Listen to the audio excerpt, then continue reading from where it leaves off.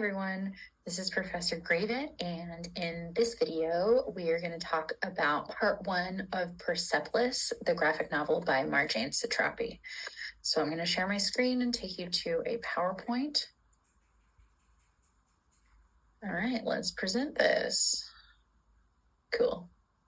So, as I mentioned, Persepolis is by Marjane Satrapi. This is also just part 1 of a 2-part book, Persepolis, The Story of a Childhood, and then the next one, there's a volume 2, but we are just reading volume 1. So the agenda for this video, we're going to talk a little bit about terminology in terms of, how we talk about literature, and especially something like a graphic novel. And then I'm going to talk you through some concepts from the Graphic Text Understanding Comics by Scott McCloud, because I think it will be helpful in your analysis of the text. Then I'm going to do a little bit of an example of analysis of form in Persepolis, and then finally I'll explain your discussion post. So this week we are primarily talking about the form of the graphic novel, so what it means that it's a graphic novel, and then next week we're going to get more into the historical context behind this novel and sort of how it plays out, sort of more in the content. So, terminology. First, genre. So I will probably use the term genre quite a bit throughout this class. And basically it means a category of artistic composition that has similarities in form, style, or content. And I'm sure you can think of a number of different genres that you've encountered. Horror movies, romance novels, pop music, right? So it's a type of thing, right? A form, so a novel, and then a subset of that are similar. And then a novel this is sort of a loose definition. There are many ways that people talk about novels, but generally it's fictional and it's a prose narrative, so not poetry, right? The sort of opposite of poetry is prose, so in sentences, of some kind of considerable length, so not a short story, right? And then a comic, and this definition is from the McCloud, is a very simple definition, is sequential art. So art in some sort of deliberate sequence. And we'll talk more about that in a minute. And then finally, this term, Bildungsroman. We're going to be talking about Bildungsromans throughout the class because they are coming-of-age tales. So generally, they're about childhood or, something that happened in someone's childhood, sometimes narrated by a child. And that, the Bildungsroman is a genre of writing, but it can be in any form, right? It can be a novel, a poem, a short story, right? So the genre is the Bildungsroman, but it can be sort of in any form. So now what is a graphic novel? A graphic novel sort of combines some of these terms, right? It combines novel and also comic, right? So sequential art and then a fictional prose narrative of considerable length. And while sequential art used to be reserved for sort of serial comic strips, right? If you're thinking about superheroes and Archie comics, this new format emerged in the early 2000s that merged a novel-like form with sequential art, hence the graphic novel. Many of these are personal memoirs. Some examples of this are Persepolis, Fun Home by Alison Bechtel, Mouse by Art Spiegelman. A number of folks have read that in high school. And these graphic novels, this sort of new form of a comic, tended towards more serious subject matter. And you can definitely see that in Persepolis. So Persepolis, I sort of am defining as a graphic Bildungsroman, right? It's about Margie's childhood. It's told from her first-person perspective, right? She is the narrator, but it's also told with art. It's told in a graphic manner. And this is just a picture, one panel from the comic that shows her perspective, right? And shows that she's speaking from her perspective as a child. So some things about comics more generally. I want to go through some terminology that hopefully we can sort of apply to Persepolis specifically. And this is all from Scott McCloud's book, Understanding Comics. So I'm just going to sort of talk you through some of this. He says the first step in any effort to sort of define what a comic is to clear our minds of any preconceived notions about comics. So stuff like Marvel, DC, yes, all of those are comics, but the definition encompasses quite a bit more. And he says this means learning to separate the form of comics from its often inconsistent contents. So the form is this thing that he's citing as sequential art.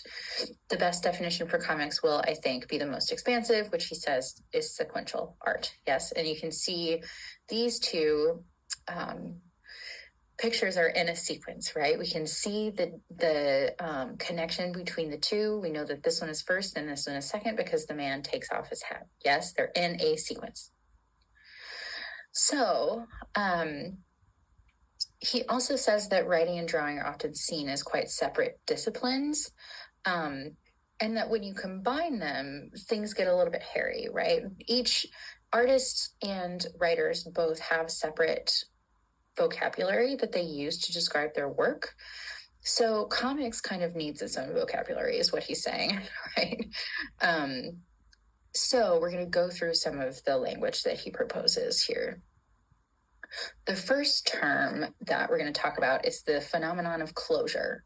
So he says this phenomenon of observing the parts but perceiving the whole is called closure.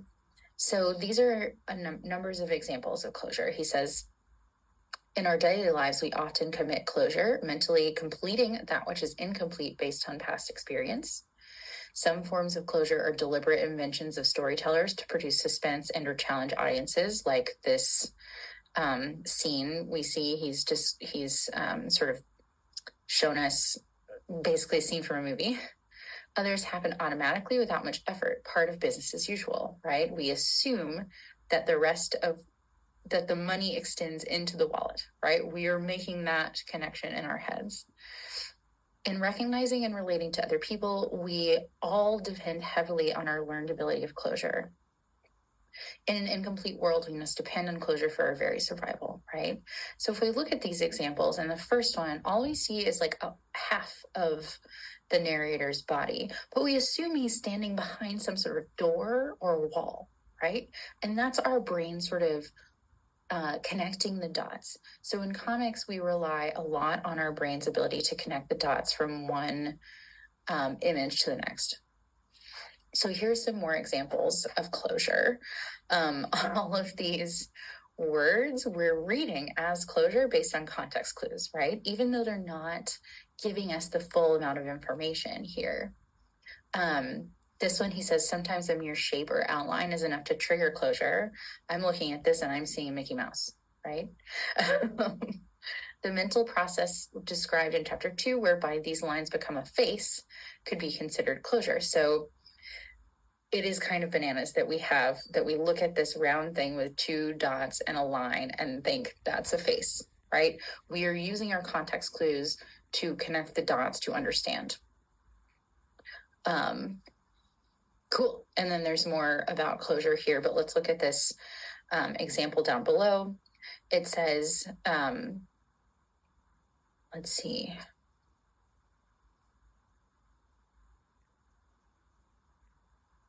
It says, between such automatic electronic closure and the simpler closure of everyday life, there lies a medium of communication expression which uses closure like no other.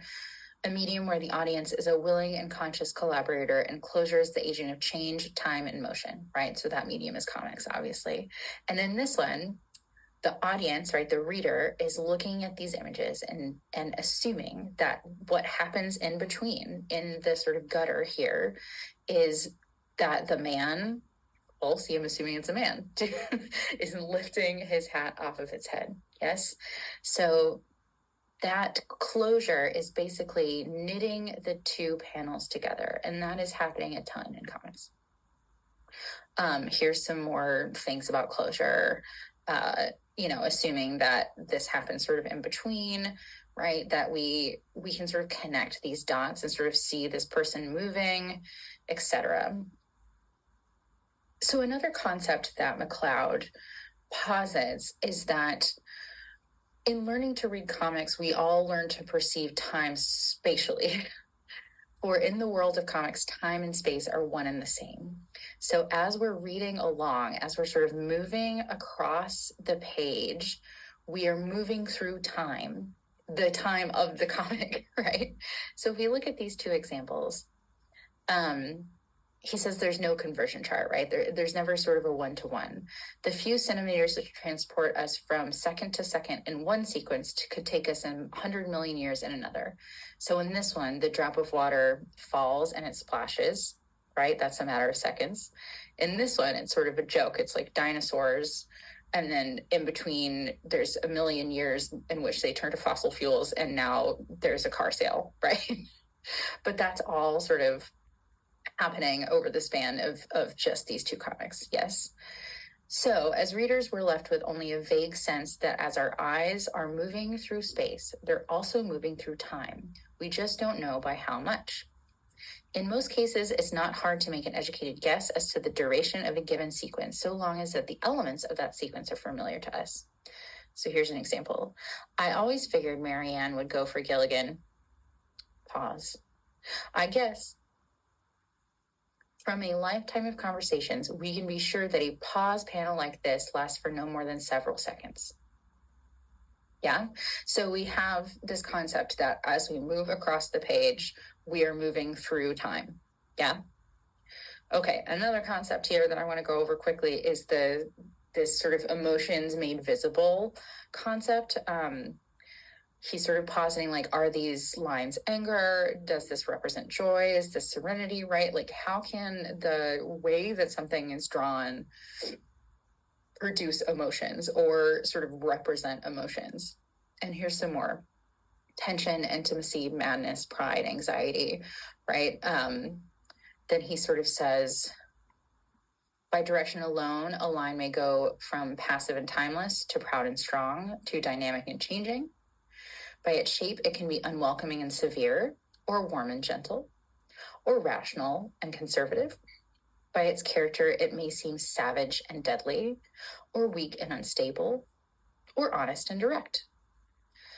The most bland, expressionless lines on earth can't help but characterize their subject in some way, right?